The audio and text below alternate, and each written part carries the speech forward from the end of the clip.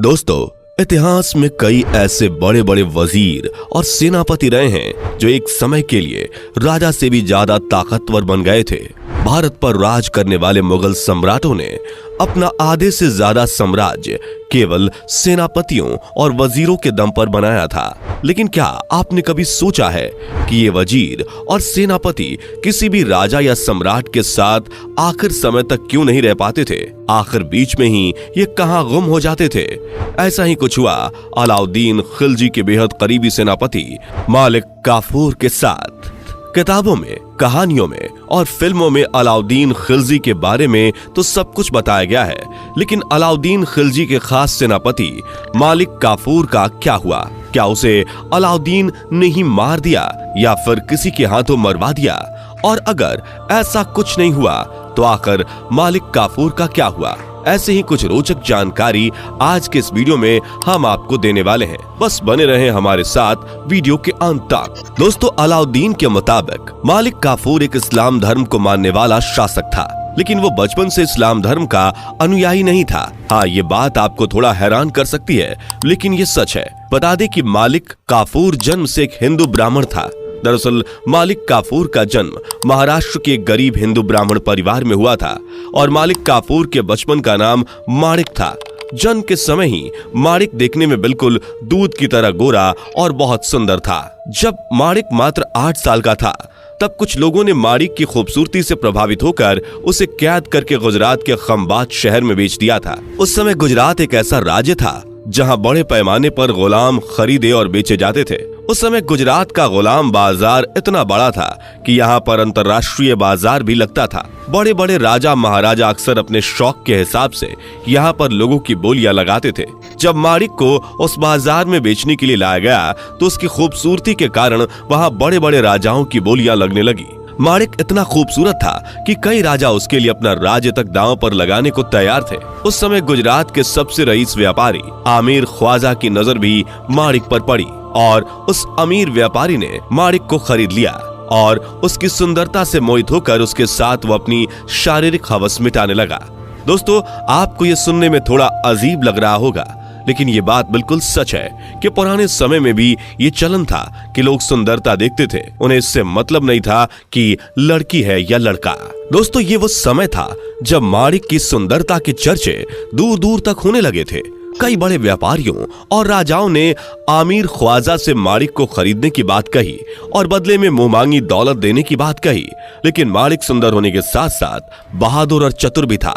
इसलिए आमिर ख्वाजा ने सभी बड़े राजाओं और व्यापारियों के बड़े प्रस्तावों को ठुकरा दिया और माणिक को अपने साथ ही रखा और उसका धर्म परिवर्तन कराकर उसका नाम मालिक काफूर कर दिया। फिर उसे तलवारबाजी और पढ़ाई लिखाई भी सिखाई। कुछ समय बाद दिल्ली के सुल्तान जलालुद्दीन खिलजी के सेनापति नुसरत खान ने गुजरात के शहर खंभात पर हमला बोल दिया और पूरे खंभात को अपने गिरफ्त में ले लिया।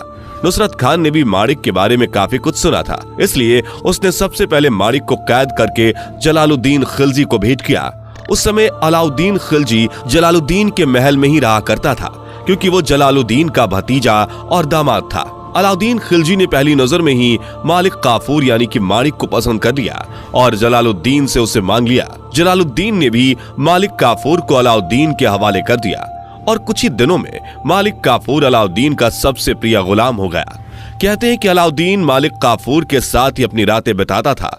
उसे लड़कियों से ज्यादा लड़कों का शौक था। उसके बाद कुछ ही दिनों में अलाउद्दीन ने अपनी ताकत और मालिक काफूर की चालाकी से जलालुद्दीन को मौत के घाट उतार दिया और अलाउद्दीन खुद दिल्ली का राजा बन गया और अलाउद्दीन ने मालिक काफूर को अपना वजीर बना दिया। मालिक काफूर इतना शक्तिशाली हो गया था कि अलाउद्दीन खिलजी की अनुपस्थिति में वो राज्य के सारे निर्णय लेता था। मालिक काफूर एक अवसरवादी एवं महत्वाकांक्षी व्यक्ति था। वो अलाउद्दीन को प्रसन्न करने का कोई भी मौका नहीं छोड़ता था। अलाउद्दीन की दक्षिण की विजय में मालिक काफूर का बहुत महत्वपूर्ण योगदान था। उसने अपनी क्षमताओं और सेवा के कारण अपने सुल्तान का विश्वास जीता। मालिक काफूर इतना ज्यादा खतरनाक था कि जिस तरफ वो निकल जाता वहां लोग उसके डर से जिंदा लाश बन जाते थे। वे जिस जगह पर हमला करता उस जगह को बिल्कुल श्मशान घाट बना देता था। कहते हैं कि औरतों में उसका डर ज्यादा था क्योंकि उसे अपनी सुंदरता पर घमंड था। कोई भी खूबसूरत लड़की या फिर औरत को देखते ही मालिक काफूर उसे बुरी तरह से मारता था। कहते हैं कि औरतों और लड़कियों को तड़पा तड़पा कर मारने में उसे बहुत मजा आता था। कई सारे इतिहासकारों का यह भी कहना है कि जब उसने एक बार उत्तर भारत के पहाड़ी इलाकों पर हमला किया था तो वहां के कई मर्दों ने अपने घरों की औरतों को नदी में फेंक दिया था ताकि मालिक काफूर की भयानक मौत से उन्हें ज्यादा दर्द ना हो। आप भी सोच रहे होंगे कि ऐसी कैसी भयानक मौत देता था मालिक काफूर। तो बता दें कि वो लड़कियों के कपड़े उतार कर उन्हें उल्टा टांग देता था और फिर उनके सीने पर तलवार और नुकीले भालों से प्रहार करता था। ये सुनकर ही शरीर में अजीब सी सनसनाहट होती है। तो सोचिए कि जिसके साथ ये होता होगा उसको कितना दर्द होता होगा। इसके बाद खिलजी ने काफूर को शाही सेनाओं का कमांडर इन चीफ बना दिया। खिलजी ने मालिक काफूर को डेक्कन के अभियानों के लिए प्रभारी बनाया और काफूर ने अभियानों में काफी सफलताएं अर्जित की, जिससे उसको बहुत सारा धन और प्रतिष्ठा प्राप्त हुई। मालिक काफूर एक बहुत ही सक्षम जनरल साबित हुआ और थोड़े ही समय में उसने वारंगल, द्वार समुद्र, देवगिरी और डेक्कन के कई राज्य जीते और अपने सुल्तान को भारी मात्रा में लूटा गया धन समर्पित किया। मलिक काफूर रामेश्वरम गया और वहां पर उसने एक मस्जिद का निर्माण करवाया। दोस्तों, ये वो समय था जब अलाउद्दीन खिलजी केवल दिल्ली के तख्त पर बैठकर राज करता था, बाकी का सारा काम मालिक काफूर करता था। मालिक काफूर ने न जाने कितने ही युद्ध लड़े और उनमें जीत भी हासिल की। फिर उसने कोहिनूर हीरा भी हासिल किया और अलाउद्दीन को दे दिया, जिसे पाकर अलाउद्दीन खुशी से झूम उठा। उसके बाद मालिक काफूर दक्षिण भारत पर कब्जा करने की फिराक में निकल पड़ा और दक्षिण भारत में पहुंच गया। उसी समय अलाउद्दीन खिलजी की हालत अचानक खराब होने लगी और अलाउद्दीन को काफूर की याद सताने लगी, जिसके बाद अलाउद्दीन के आदेश पर काफूर तक ये खबर भिजवाई गई कि काफूर को अलाउद्दीन ने तुरंत याद किया है। काफूर भी अलाउद्दीन के एक हुक्म पर दिल्ली के महल में पहुंच गया और अलाउद्दीन से मुलाकात की, जिसके बाद अलाउद्दीन ने काफूर से कहीं भी जाने को साफ मना कर दिया और कहा कि अब तुम मेरे पास ही रहोगे, तुम्हारे पास रहने से मुझे एक सुकून मिलता है। जिसके बाद कुछ दिनों तक मालिक काफूर अलाउद्दीन के साथ रहा। मालिक काफूर की इजाजत के बिना अलाउद्दीन के कमरे में कोई नहीं जा सकता था। यहाँ तक कि अलाउद्दीन की बीवी और बच्चे भी कई कई दिनों तक अलाउद्दीन से नहीं मिल पाते थे। मालिक काफूर अब महल में रहकर परेशान हो चुका था।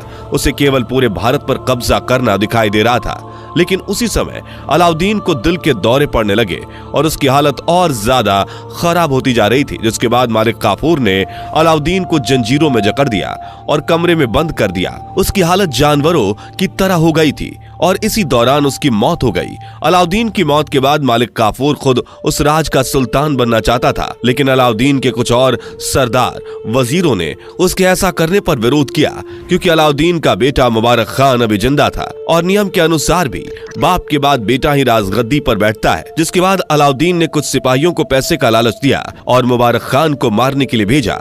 लेकिन मुबारक खान बहुत समझदार और चालाक था। उसे मारने आए सिपाहियों को उसने समझाया और उन्हें और ज्यादा पैसे का लालच दिया और उसने कहा कि अगर वो मालिक काफूर को मार देंगे तो मैं राजा बनने के बाद तुमको अपना वजीर बना लूंगा।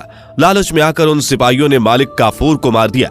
मालिक काफूर के मरते ही मुबारक खान ने सबसे पहले उन सिपाहियों को मौत के घाट उतारा और खुद राजा बन गया। दोस्तों, मालिक काफूर के बारे में कई इतिहासकारों का कहना था कि अगर उसे मारा नहीं जाता तो वो पूरे भारत को जीत लेता, क्योंकि उसके पास रणनीति और राजनीति का इतना शातिर दिमाग था कि वो इनके बल पर किसी को भी हरा सकता था। उससे जीतना राजाओं के लिए एक बड़ी चुनौती बन चुका था। डेक्कन के राजाओं को उस समय काफी शक्तिशाली माना जाता था, लेकिन डेक्कन में भी उसने राजाओं को हराकर वहां अलाउद्दीन का साम्राज्य स्थापित कर दिया था। मालिक काफूर के बारे में कहा जाता है कि जितने रुपयों और दिनारों में उसे बेचा गया था, उसके बाद उतने रुपयों और दिनारों में आज तक किसी को नहीं बेचा गया। इसलिए उसे इतिहास में 1000 दिनार का हिजड़ा भी कहा जाता है। वैसे आपका इस 1000 दिनार के हिजड़े के बारे में क्या कहना है, हमें कमेंट करके जरूर बताएं। और अगर आपको मालिक काफूर के बारे में कुछ ऐसा पता है जो कि हमने इस वीडियो में कवर नहीं किया, तो हमें कमेंट करके जरूर बताएं। जाने से पहले वीडियो को लाइक शेयर जरूर करें और ऐसी वीडियोस के लिए चैनल को सब्सक्राइब करके बेल नोटिफिकेशन को भी जरूर ऑन कर लें। धन्यवाद।